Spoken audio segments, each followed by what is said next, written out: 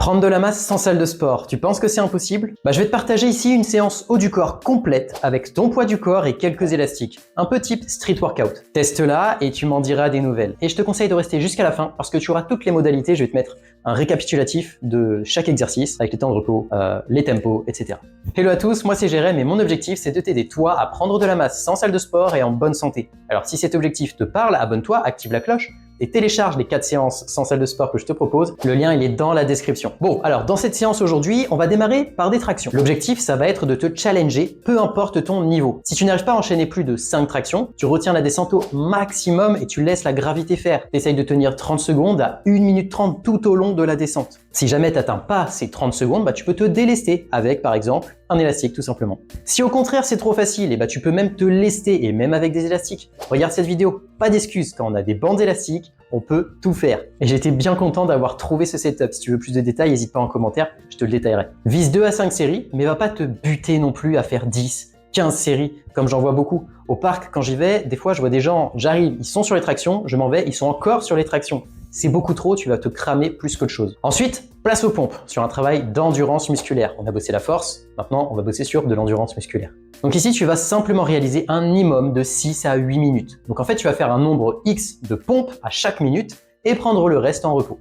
Exemple concret, si jamais tu fais 10 pompes, tout ce que tu vas faire, c'est tes 10 pompes, tu vas peut-être faire ça en 20 secondes, et tes 40 secondes suivantes de la minute, ça va être du repos. Et à ce moment-là, tu réenchaînes sur 10 pompes à la minute 2. L'objectif, ça va être de trouver ton échec musculaire après le temps imparti ou juste avant.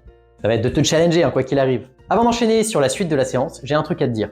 Parce que là, depuis hier, on est au printemps. Ce qui veut dire que le soleil, il revient. Les beaux jours arrivent et s'entraîner dehors, c'est juste génial. Moi, perso, ça m'avait trop manqué. Et du coup, pour l'occasion, mon programme Elastic Muscle Builder, il est en promotion. Je t'en ai jamais parlé sur YouTube, mais il est issu des méthodes que j'utilise sur moi et sur mes coachés qui n'ont pas accès à une salle de sport. Et pour le coup, ça fonctionne plutôt bien. J'ai créé un code pour l'occasion, le code printemps, qui est valable jusqu'à dimanche et il te donne droit à 50% de réduction. C'est énorme. Donc si tu veux t'entraîner dehors et que tu veux progresser, c'est vraiment l'occasion rêvée. Le lien il est dans la description, je t'en dis pas plus, tu auras toutes les infos. Bon, une fois que tu as fait ces 2 enchaînements-là, normalement, tu auras pris bien cher. Donc le but, ça va être de commencer à isoler certaines parties de ton corps. Parce que si tu continues sur du polyarticulaire, ça va te cramer encore plus. Donc classique, tu peux faire par exemple un giant set. Nous, ce qu'on va faire ici, ça va être des écartés pecs, des écartés dos, des élévations latérales. Ces 3 exercices-là, 30 secondes de repos et tu répètes ça 3 ou 4 fois. À chaque fois, tu vas proche de l'échec, évidemment. Non seulement ça va stimuler un peu ton cardio parce que tu vas enchaîner les exercices,